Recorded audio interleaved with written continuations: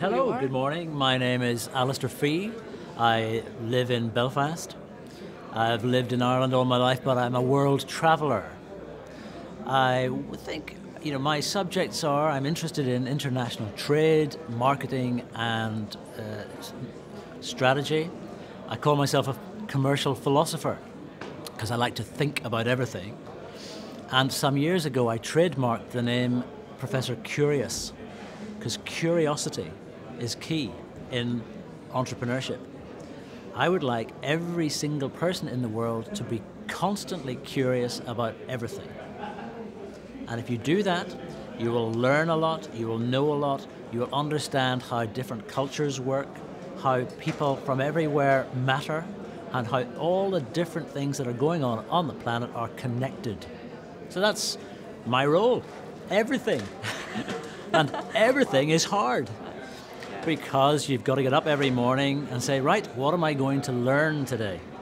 Not what am I going to tell somebody. I'm out to learn stuff from everybody, from young people, from the Finns, from the people in China and India, and from the old guys, the people who have been there and failed and fallen and picked themselves up again and said, right, I'm going to go on and keep moving. So that's what I do. I teach at Queen's University in Belfast, part-time. My subject is marketing of innovative technologies. So I'm interested in battlefields and medical devices because those sectors move very quickly because they have to. But a lot of the ideas that come from both those sectors can be used elsewhere. So again, it's connecting everything. And I love finding beautiful minds, people who are playing jigsaw with technical stuff, like Lego, getting all the bits of Lego and putting it together. The jigsaw of life, the jigsaw of books and poetry and music and science and technology, all merging and playing with each other in a jacuzzi of ideas. That's what I do. And that makes me, along with some of the people here, unusual. And the joy of REE is it brings the unusual people together. And so we bash off each other and we collaborate and we reconnect, and that's what I just love.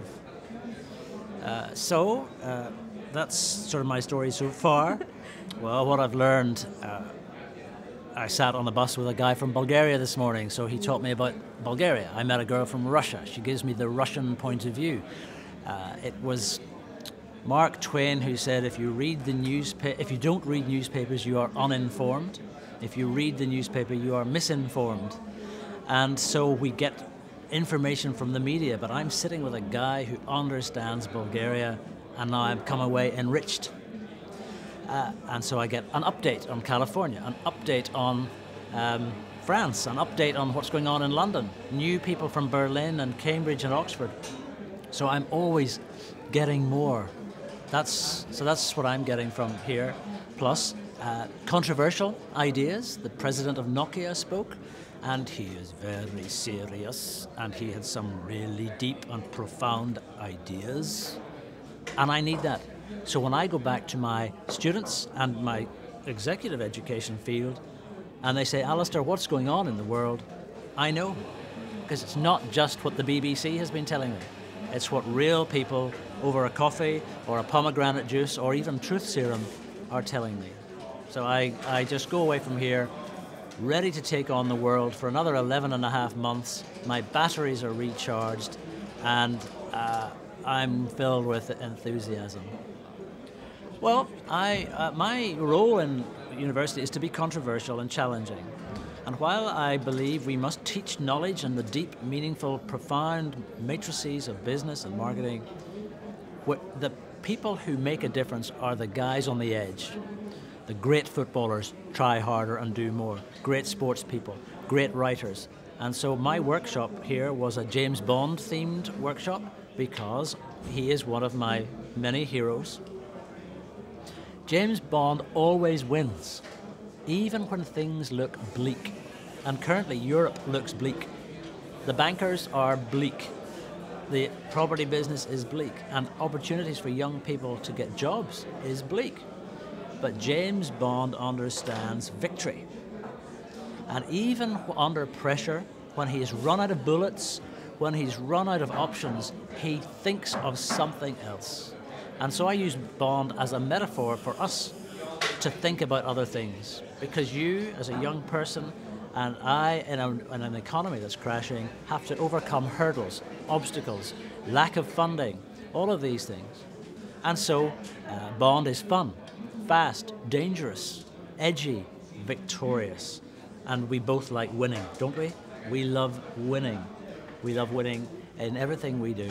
And I suppose my role is to teach my children and my students, who are my children, to win in a hard world, to be competitive, to be virile and strong and outthink everybody else. So we had fun.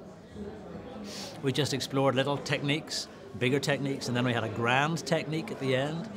And then and everybody just thought, hey, I wish I was James Bond, even for a day. Wouldn't it be lovely to be James Bond? With all those gadgets up my sleeve, like the magician? Well, if I had a paperclip in my hand, a paperclip is a very simple thing. It does what it says, clips paper together. And I often wonder, hey, if I'm stuck on a desert island or lonely in a city with a paperclip, what could I do with this? You know, hey, I have no paper, maybe we could use a paperclip for other things. So the task was to come up with 50 new ideas for a paperclip. So you can make them into jewelry, Christmas tree decorations. But when you start thinking really sideways, they could be a way of stealing a car, or cleaning the dust out of the keyboard of your computer. You could actually melt them down, turn them to metal, and make anything. Make a bicycle or whatever. But it forces people to think, gosh, Alistair wants us to do something really different with this. You could unwrap them all and spell letters and write your name and stick it on the door so that you can make notices. By having fun with a paperclip, of course, and releasing our inhibitions, when you then go to a more difficult topic, how could we make a mobile phone better? How can we make a heart transplant faster, simpler, cheaper? Then we force and we expand our minds and force it to think into different areas that have been ignored. So that's the purpose. And so the paperclip is a simple method of warming up our minds, releasing all our thought processes, so when we go to serious things, we can be better. And maybe we should give all our politicians and bankers a paperclip each and say, go and change the world with this. REE is changing us all because I meet 99 people that I've never met before. 20 people who I know and love and I met last year and the year before that. So we connect across international boundaries. We connect across different campuses and we connect across subjects. That's what is terrific, because professors and industrialists are in a rut. They have to work from 9 to 5 every day doing what they did yesterday. So this week is a place for me to say, I'm going to do something new and different. And I do that by meeting you guys and being infected by the virus of Finland and the Baltics and the region. So REE serves as a catalyst, as a taser. It surprises us, it provokes us, and we go away changed. We then have to make a choice. Do we do anything? Do we take on board the potential energy? Or do we say, no, on Monday I'll be back at the old thing and I'll have 500 emails to deal with and I just get swamped in the usual stuff? We have to be bold and daring and step out and say, I'm going to change, and change in a positive way.